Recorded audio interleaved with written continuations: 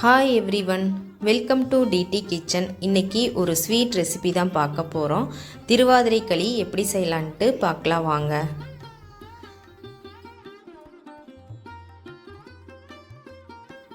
களி செய்யறதுக்கு ஃபஸ்ட்டு பச்சரிசியை அளந்து எடுத்துக்கலாம். 1 கப் அளவுக்கு மாவு பச்சரிசி எடுத்திருக்கேன். இந்த ரெசிபி பச்சரிசியில் தான் செய்யணும். அடுப்பை மீடியம் ஃப்ளேம்லேயே வச்சுட்டு அரிசியை நல்லா வறுத்து எடுத்துக்கலாம். அரிசி நல்லா பொரிஞ்சு லைட்டாக செவந்து வரும்போது அடுப்பை ஆஃப் பண்ணிக்கலாம். இப்போ பாருங்கள், அரிசி பொரிஞ்சு லைட்டாக செவந்து வந்திருக்குது. இப்போ இது ஒரு கப்பில் மாற்றி ஆற வச்சுக்கலாம். அதே பாத்திரத்தில் 1 கப் அரிசிக்கு 1/4 கப் அளவுக்கு பாசிப்பருப்பை அளந்து எடுத்துக்கலாம். நீங்கள் எந்த கப்பில் எடுக்கிறீங்களோ அதே கப்பில் எல்லா அளவுகளையும் அளந்து எடுத்துக்குங்க. பாசிப்பருப்பு லைட்டாக செவந்து வாசம் வந்ததையும் அடுப்பை ஆஃப் பண்ணிக்கலாம். இப்போ இதையும் அரிசி கூடையே சேர்த்து ஆற வச்சுக்கலாம். இப்போ இது நல்லா ஆறட்டும். அதுக்குள்ளே நம்ம சர்க்கரை பாகு ரெடி பண்ணிக்கலாம். அரிசி எடுத்த அதே கப்பில் 2 கப் அளவுக்கு வெல்லத்தை அளந்து எடுத்திருக்கேன். நீங்கள் எந்த கப்பில் அரிசி எடுக்கிறீங்களோ 1 கப் அரிசிக்கு 2 கப் அளவுக்கு வெல்லம் எடுத்துக்குங்க. இப்போ இந்த வெல்லத்தில் 1 கப் அளவுக்கு தண்ணி சேர்த்துட்டு வெல்லத்தை நல்லா கரைச்சி எடுத்துக்கலாம்.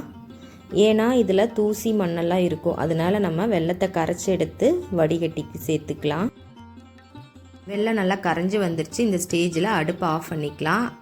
அதுக்குள்ளே அரிசியும் பருப்பும் நல்லா ஆறிடுச்சு. அதையும் மிக்சி ஜாரில் சேர்த்துட்டு அரைச்சி எடுத்துக்கலாம். ரொம்ப நைஸாக அரைக்க வேண்டாம், ரவை பதத்துக்கு அரைச்சி எடுத்துக்கலாம். பாருங்கள், இந்த மாதிரி தரன்னு ரவை பதத்தில் அரைச்சி எடுத்துக்குங்க. அடுத்து ஒரு கரண்டியில் கொஞ்சமாக நெய் சேர்த்துட்டு சேர்த்த நெய் உருகி நல்லா சூடாகி வந்ததையும் ஒரு 10 முந்திரி பருப்பை நெய்யில் நல்லா ரோஸ்ட் பண்ணி எடுத்துட்டு ஒரு பிளேட்டில் மாற்றி வச்சுக்கலாம். இப்போ பாருங்கள், முந்திரி பருப்பு நல்லா ரோஸ்ட் ஆயிடுச்சு. இப்போ இது ஒரு பிளேட்டில் மாற்றிட்டு இதே நெய்யில் 3 டேபிள் ஸ்பூன் அளவுக்கு தேங்காய் துருவலை லைட்டாக சூடு பண்ணி எடுத்துக்கலாம். ரொம்ப வறுக்க வேண்டாம். இப்போ இதையும் மாற்றி வச்சுக்கலாம். களி செய்யறதுக்கு ஒரு பாத்திரத்தில் 5 கப் அளவுக்கு தண்ணியை அளந்து சேர்த்துக்கலாம். நம்ம ஏற்கனவே 1 கப் அளவுக்கு தண்ணியை வெல்லத்தில் சேர்த்து கரைச்சி வச்சுருக்கோம். 1 கப் அரிசிக்கு 6 கப் அளவுக்கு தண்ணி சேர்க்கணும். இப்போ நம்ம கரைச்சி வச்சுருந்த வெல்லத்தையும் இந்த தண்ணி கூடயே வடித்து சேர்த்துக்கலாம். இப்போ இதெல்லாம் நல்லா கொதிச்சு வரட்டும். இப்போ பாருங்கள், நல்லா கொதிச்சிருச்சு. இந்த ஸ்டேஜில் நம்ம நெய்யில் வறுத்து வச்சுருந்த தேங்காய் துருவலை சேர்த்துக்கலாம்.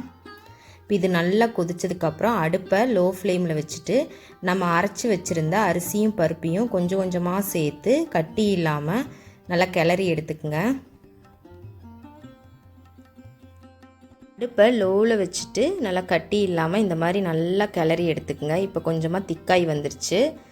இப்போ இந்த ஸ்டேஜில் கொஞ்சமாக ஏலக்காய் தூள் சேர்த்துக்கலாம். வறுத்து வச்சுருந்த முந்திரியும் சேர்த்துட்டு நல்லா கிளறிக்கலாம். அடுப்பை சிம்மில் வச்சுட்டு நல்லா கிளறி விட்டுட்டே இருங்க.